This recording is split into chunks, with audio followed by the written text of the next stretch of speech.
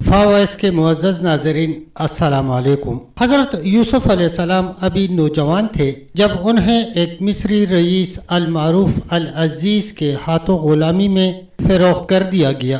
العزیز کی بیوی زلیخا کو یوسف علیہ السلام کی خوبصورتی اور دلکشی نے فوراً اپنی گرفت میں لے لیا۔ اس نے اپنے ارادوں کو واضح کرتے ہوئے اسے بہکانے کی کوشش کی، لیکن حضرت یوسف علیہ السلام نے اللہ اور اپنے آقا کے لیے اپنے فرض کا حوالہ دیتے ہوئے انکار کر دیا۔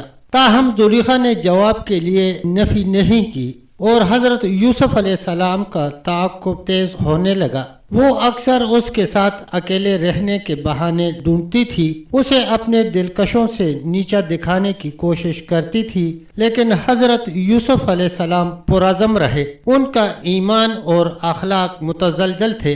ہماری آج کی ویڈیو اسی موضوع پر ہے، تو آئیے شروع کرتے ہیں۔ لیکن اگر آپ ہمارے چینل پر نئے ہیں تو چینل کو سبسکرائب کریں اور ویڈیو کو شیئر ضرور کریں۔ بسم اللہ الرحمن الرحیم۔ ایک دن ایک بوڑھی عورت جو کہ زلیخا کی ہمسائی تھی زلیخا کے گھر آئی اور اس نے زلیخا سے کہا کہ اے زلیخا، خیر تو ہے؟ پہلے تو میں تجھ کو بہت خوش و خرم دیکھتی تھی، لیکن اب چند روز سے تم کو بہت فکر مند دیکھتی ہوں۔ آخر ایسی کون سی خطرناک بات سامنے آ گئی ہے جس کی فکر نے تم کو غمزدہ کر دیا ہے اور تم کو بہت ہی بے قرار دیکھ رہی ہوں؟ اسی غم و فکر میں تیری صورت بھی تبدیل ہو گئی ہے۔ آخر اس کا ماجرا کیا ہے؟ نہایت دبی ہوئی آواز میں زلیخا اس بوڑھی عورت سے بولی کہ ایک غلام عبرانی کے عشق نے مجھ کو رنج و غم میں ڈال دیا ہے اور اس نے اپنے عشق میں ایسا پنسا دیا ہے کہ میں ہر وقت اس کے چہرے کو دیکھتی رہتی ہوں، لیکن فی الحقیقت وہ ایسا سنگ دل ہے کہ میری طرف ایک نظر بھی نہیں دیکھتا اور نہ کچھ بولتا ہے۔ میں تم سے پوچھتی ہوں اے میری خالہ، اس کا کیا علاج کرنا چاہیے؟ زلیخا کے اسرار پر وہ بڑھیا بولی کہ اے زلیخا، میں تجھ کو ایک صورت بتاتی ہوں، اگر اس کو عمل میں لاؤ گی تو تمہارا مقصد پورا ہوگا اور تمہاری جو دلی تمنا ہے وہ بھی پوری ہوگی، مگر اس میں خرچ ہوگا۔ اس بات کو سن کر زلیخا نے کنجی خزانے کے قفل کی اس کے حوالے کر دی۔ پس اس نے خزانے سے رقم خطیر لے کر ایک خانہ منقش طلاکاری کا خوشنما اور دلچسپ بنایا گیا اور اس کے در و دیوار، چھت، پردے، فرش فروش تک طلاکاری کے اور صورت یوسف علیہ السلام و زلیخا کی ایک جگہ بہم تصویر کھینچی اور وہ خانہ ایسا بنایا گیا کہ اس میں کوئی جگہ ان دونوں کی تصویر سے خالی نہ تھی اور زربفت مشجر کپڑے سے تمام گھر آراستہ کیا گیا اور اس میں تخت زریں باری مکمل جواہر کا اس مکان میں رکھ دیا اور فرش بھی گوناگون بچھوائے اور عنبر کی خوشبوؤں سے بسایا گیا۔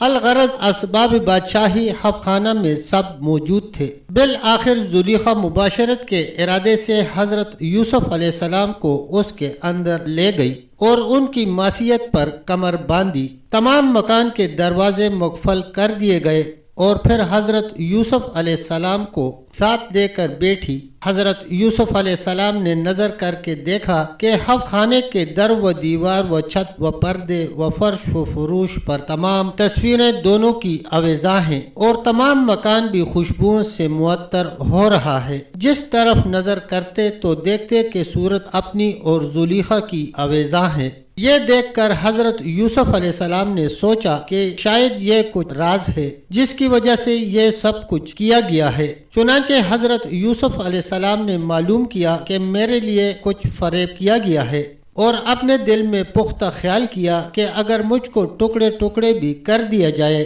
تب بھی میں اس کے قبضہ میں نہ آؤں گا اور میں اپنی پاک دامنی پر ہی رہوں گا۔ کہتے ہیں کہ اس وقت حضرت یوسف علیہ السلام نے خدا کو یاد نہ کیا، اس لیے شیطان لعین نے ان کے دل میں زلیخا کے واسطے کچھ وساوس ڈالے پھر اللہ تعالیٰ نے اپنے فضل و کرم سے ان کو معصیت سے باز رکھا اور زلیخا اپنے ناپاک ارادے میں کامیاب نہ ہو سکی، جیسا کہ اللہ تعالیٰ نے فرمایا، اور پھسلا دیا اس کو عورت نے اور وہ اس کے گھر میں تھا اپنے ہی تھامنے سے، اور بند کیے دروازے، اور بولی زلیخا حضرت یوسف علیہ السلام سے شباب کر۔ حضرت یوسف علیہ السلام نے فوراً کہا کہ خدا کی پناہ، وہ عزیز مالک ہے میرا، اور میں اس میں البتہ بلائی نہیں پاتا، اور جو لوگ بے انصاف ہیں وہ ایسا کرتے ہیں۔ اور البتہ عورت نے خواہش کی اور پھر اس نے بھی خواہش کی۔ جب حضرت یوسف علیہ السلام ہفت خانہ میں گئے، زلیخا کی طرف نظر نہ کی اور آسمان کی طرف دیکھا کہ چھت پر اپنی صورت زلیخا کے ساتھ مصور ہے۔ پھر دائیں بائیں نظر کی، پھر وہی تصویر دونوں کی بہم دیکھی، الغرض تمام گھر میں فقط تصویریں ہی نظر آئیں۔ پھر ناچار ہو کر حضرت یوسف علیہ السلام نے زلیخا کی طرف نظر کی اور زلیخا کو بغور دیکھا، اور پھر اپنے دل میں یقین کرنے لگے کہ افسوس گری نے میرے یہ کام کیا ہے۔ پھر یہ دیکھ کر زلیخا بولی کہ اے یوسف، مجھ پر ایک نظر کر کہ میں مستغنی ہوں اور غموں سے خلاصی پاؤں۔ حضرت یوسف علیہ السلام نے کہا کہ میں ڈرتا ہوں کہ قیامت کے دن میرا خدا مجھ سے زناکاروں میں کھڑا کرے گا، حالانکہ میں پیغمبر زادہ ہوں اور یہ فعل بد مجھ سے نہ ہو سکے گا۔ خدا نہ کرے جو میں ایسے فعل میں گرفتار ہوں، کیونکہ قیامت میں خداوند قدوس کو منہ دکھانا ہے۔